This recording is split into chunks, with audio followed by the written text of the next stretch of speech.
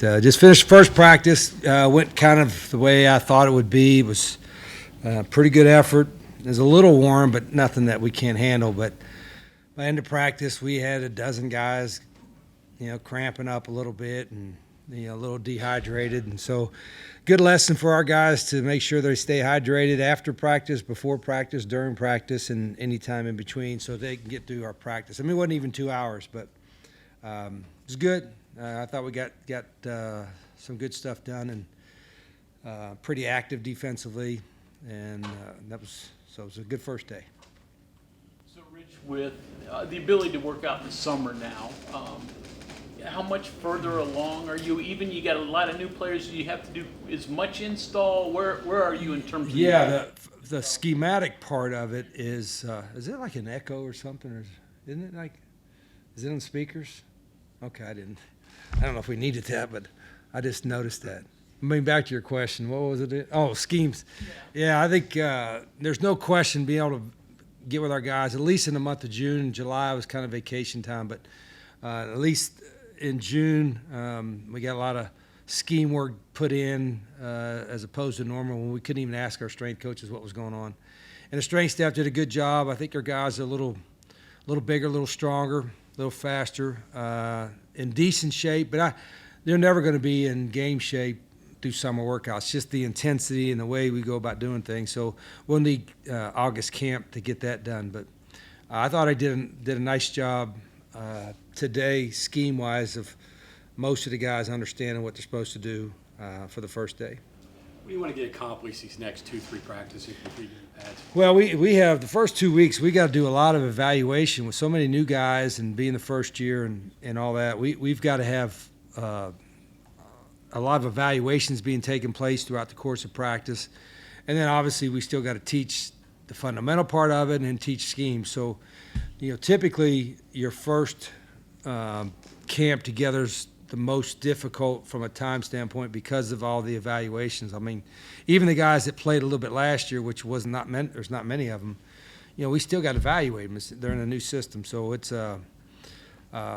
we got ways to do that. Sometimes it's frustrating to me because, you like to move on to scheme and fundamental part of it, but we got to have certain periods of practice where it's mostly just an evaluation type of tool or period to watch our guys with.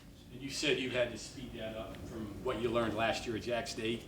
That's to be determined right now? Yeah, we had last year at Jack State, I think we had over 60 of them new guys, and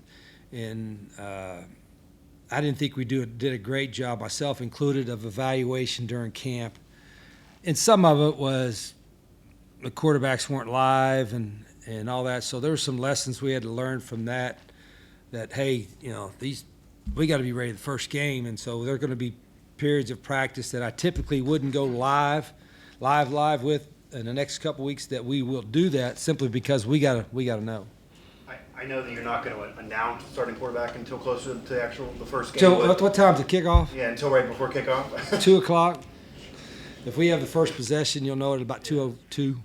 But now that we're into camp, going into the season, what is the plan in place for how you're going to determine that and where the competition is right now? Yeah, listen, I understand that, and I'm the same way. Like if I follow a team, or you usually want to know like who's your quarterback, and so that's I don't mind being asked every day because that's I'm curious too, right? But there's a process. I hate to use that word of how we're doing it. Rhett's managing, and we've got 5 guys that we're trying to get reps, and all of them got to get an opportunity to show if they can be the guy. I'm hoping, and I know this, I've said this before, I'm hoping there's more than one. If I have 3 quarterbacks that are good enough to win with, I'll play all 3. I won't pull a guy out for just a mistake, and if he's hot, I'll keep him in there. But it doesn't bother me to rotate quarterbacks if they're good enough to win with. And so that's why I told all of our guys, not just the quarterbacks, prove they're good enough to win with and you'll play. And it's as simple as that. But the quarterback thing, managing so many guys, is always a little bit of a challenge. But because, our pace of practice, and we get we get a lot of reps in. I'm talking about a lot of reps in practice. It's a little easier for us to get that evaluated. Will there be any whittling down that 3 weeks from now you'll go from 5 guys getting reps to maybe 2 or 3? You know, Because you're getting closer to the season. yeah, it's not coach speak, but it could be. It depends on how they play. If they all play really, really well, and I mean that's a good problem to have. If so, I don't have a timeline to shorten it down. At some point, you got to have one guy come out for the first group, right? Sure. But now, Mel, maybe you could play 2 quarterbacks at the same time. I've done that before. So. The evaluation of your players that you're talking about in these first couple of weeks, those periods you break them out in, are those one-on-ones? Are they just about position groups, or do you try to Both, do? yeah. We do. Today we did 10 minutes of one-on-ones, 2-on-2s with wideouts and DBs, and that's some teaching, but a lot of evaluation. We do the team. Team in shorts is not. It's hard to evaluate, but your 7-on-7 stuff, you can do some evaluation there. But our guys are still learning, and like we have a lot of guys that weren't here in the spring, so this was their first practice, and so they're still learning. But today was a good start. But we got a lot of film to watch as coaches to try to fix some of the issues we got right now. Rich, you talk about playing maybe 3 quarterbacks, maybe 2, whatever. When you play maybe 3 offenses, I mean, how much will the offense change with the quarterback? Yeah, good question. Inevitably, usually quarterbacks have some plays they do better or are better at than others. And so I already talked to staff, we already talked about, throughout the next 3 weeks, if the quarterbacks all keep elevating and if we have like 3 we think we're ready to play and win with, we're going to find out what of those 3 do the best. Some coaches, wow, well, you worry about when your opponents, every time that quarterback they're going to run just that. They'll have enough variety that you can't just cue in on just 2 or 3 plays that this quarterback does well. But we don't know a little bit of that now, but part of our deal in the next 3 weeks with our quarterbacks is like, okay, which plays are they most comfortable with? What do they do the best? And we'll have that as a part of our mindset going into season. Rich, what do you think of preseason polls? And are you a coach that uses bulletin board material to motivate your players? No, not really. I mean, if you're picked last or next to last, like we've been picked last or next to last in the Big 12, you might mention it and say, I think we're going to be a little better than that, and maybe try to use it as some motivation. But I think when the stuff hits the fan and you're in the middle of a tight game in the third quarter and it's going at each other, I don't think at that time you're worried about where you're picked in a poll. You're just worried about you're going to default to your level of training, no matter where you picked or no matter what people think out of it. So our level of training has to go up because that's where you're going to eventually default to. Are you married to your practice plan, or do you tweak it as you feel you need to as you go along? Well, we'll tweak it like I've done in the past where we always have a break in the middle of practice. When we have a break, it's a true break. They can sit down, lay down, eat popsicles, go in the shade, do whatever they want and break. I mean, a break is a break, and it's a true 5-minute break. But then down south, we had to have 2 breaks because it was so hot and humid. We had to break it up in thirds. We only broke it up in halves today, and I don't think we'd have to do it in thirds up here with our weather. But I'll tweak it a little bit accordingly to we need to get more red zone stuff done, or we need to get more one-on-one stuff done, whatever the case. Our practice schedule's over, this is my 28th year. They're similar in a lot of regards, but I'm also like, hey, I'd never thought about this, or hey, these people are doing that. So I'm constantly learning, trying to find a better way to be more efficient. The thing that I don't like to have long, it's like some coaches will just stay there long. I like to get the work done, be as crisp and sharp, and then get off. Starting a new job with 70 new players on the roster, how do you approach these preseason practices, fall camp, to best prepare yourself for the season? Well, it's starting a new job with 115 new players, because that's what we got. We got 115 new players. Everybody's new. So there's a lot that are new to Morgantown in West Virginia, but they're all new to the schemes that we're doing now. So, you got to have an idea on how you're going to teach it. Offensively, I've been doing this a long time, so I idea of what that's supposed to look like.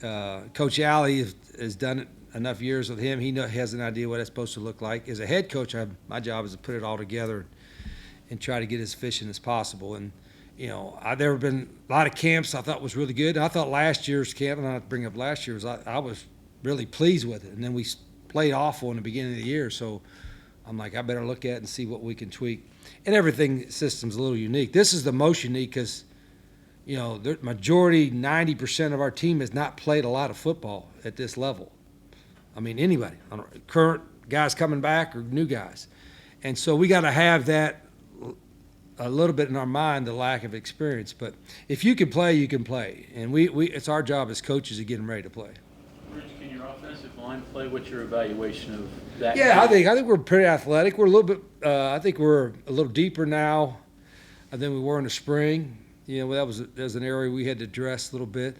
And it's just a lot of what we do is so unique to the O-line. Our tempo and some of the stuff we do is even for our new coaches, it's a little bit of an adjustment. Everything's how we practice. It's not for me. I just sometimes forget I've been doing this not just 20 years, but even when I was a coordinator a couple of years. It's 30-some years doing it. So I kind of forget that, hey, half these coaches have not gone through this system either. So I got to be mindful of that, during camp. Rich, the hardest part of this, learning 115 new names? Yeah, no question. And I didn't think about it. You remember, you used to put the tape on front of the helmet, and I'm like, why do we got to do that? We're around them. We should know them. But I brought this just in case. It's got what year they are and, what position and what number they are. I can recognize the faces now, and I know the positions, but I don't know, for a lot of them, I don't know them as well as I need to know. And that's what part of our, next 20 days is going to be. We're going to spend a lot of time together, and when you're watching film or you're wanting to get on somebody, sometimes when they make a mistake, it helps us learn who they are too, because I'm like, who is that guy? Where's he from? And then we'll spend some time in the evenings when it's a little relaxed and what I call fireside chats. Like, it's not just all the O-linemen. Like, it might be a mix of an O-lineman and a D-lineman, a running back and a DB and a couple coaches or a staff member, and we'll sit down for 15 minutes and just get to know each other.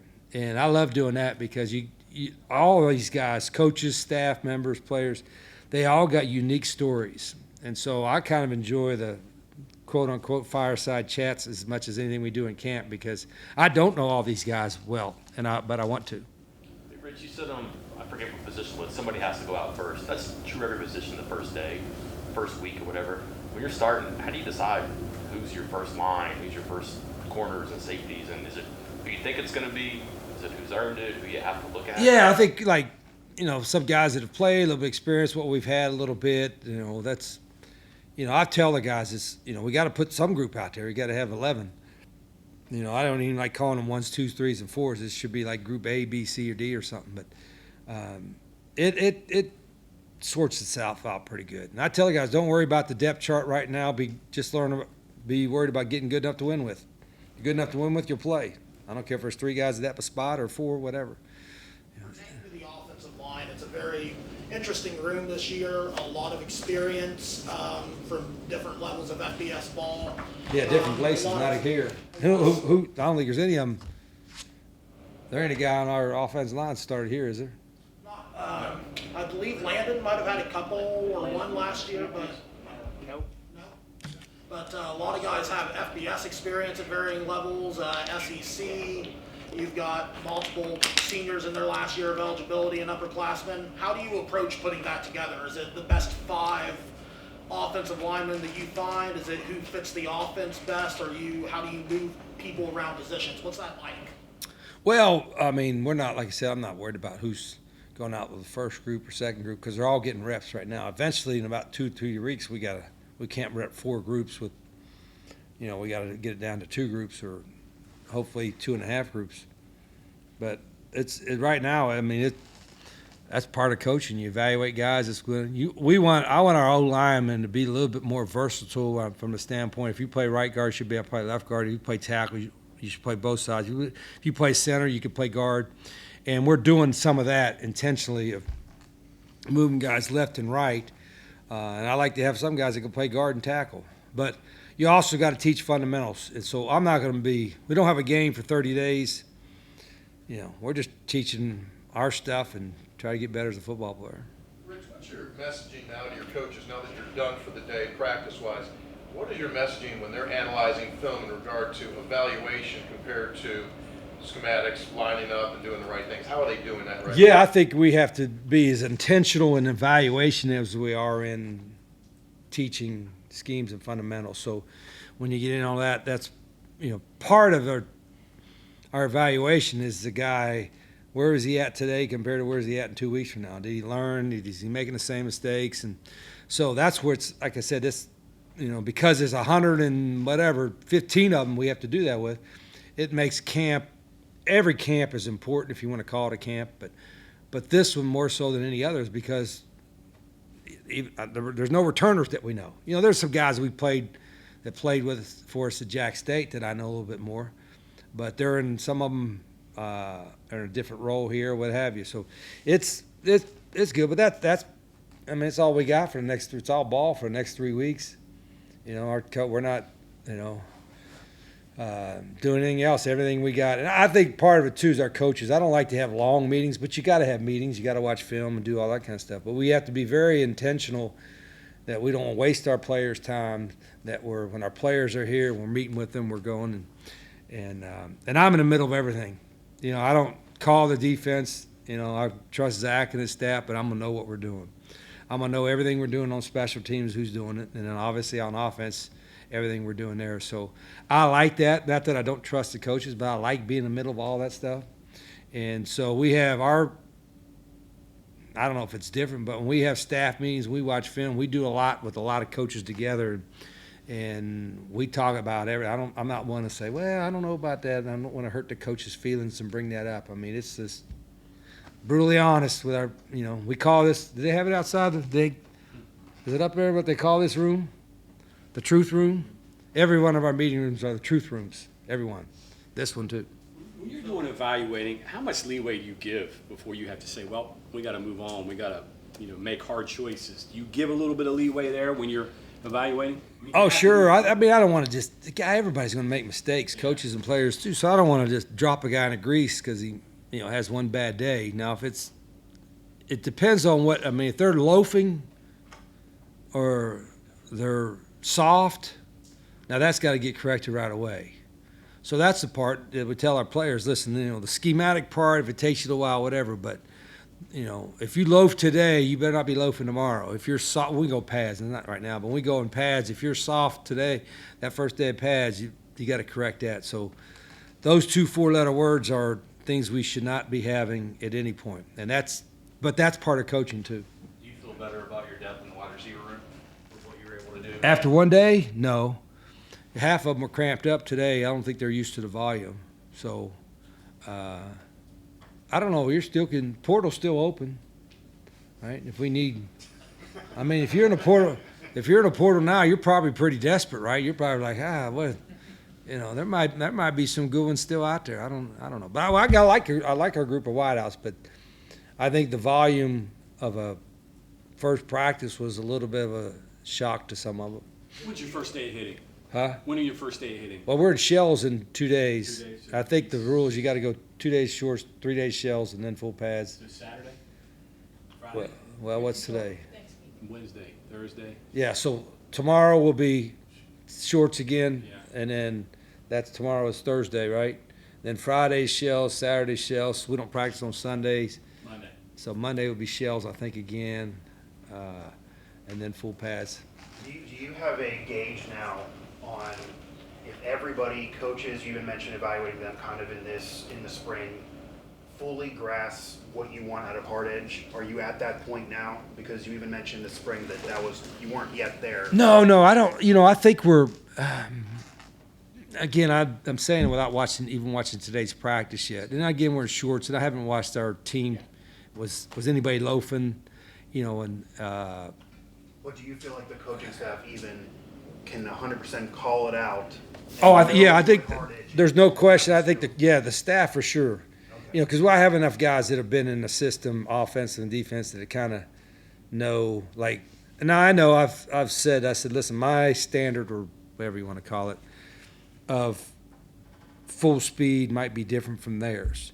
It's always different from the players. The players think they're really running full speed, and then we have to point it out. And ours is probably a little bit higher standard. And I usually that's full speed, and the coaches are sometimes not always match up. But again, I'm probably a little bit more hard on that than them. But their staff is very, very conscientious, and I think our players are too. Okay, we got one question from Bob. and You then talked that's a it. lot about evaluation today.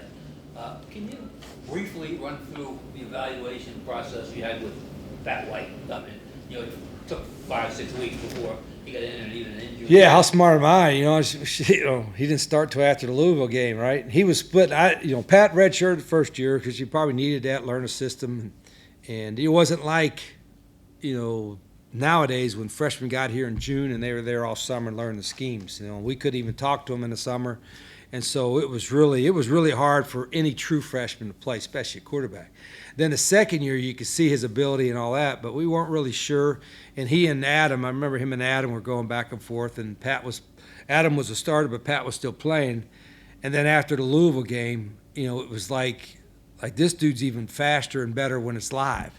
And that's a mistake we made. We didn't have a one or two quarterback. QB1 and QB2 weren't live during camp because you want to have them healthy for the season.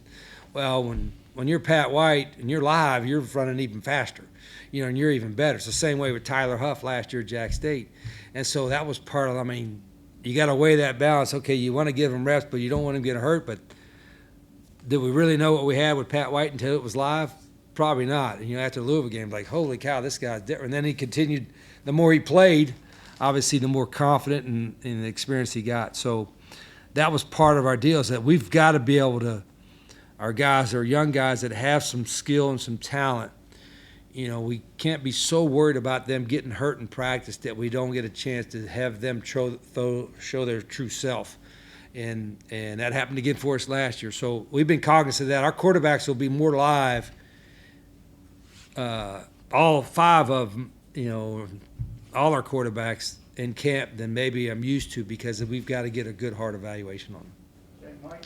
Rich, the guys who are waiting on waivers, can they do anything to make On their own. And that's very frustrating. I don't mind saying it. The NCAA's, I know, got a big job, and there's a lot of waivers out there. But for all of our guys, there's been similar situations where other players have been in the exact same scenario and have gotten eligibility or gotten injunctions that allow them to play. And so that's where our hope is that, hey, geez, that guy, he has the exact same situation as that guy over here in that state. And that judge either gave an injunction or gave some ruling that allowed them to play. And that's where our hope is with those guys. But they have to work out on their own and do everything on their own until then. Okay, thank you very much, Coach. Okay.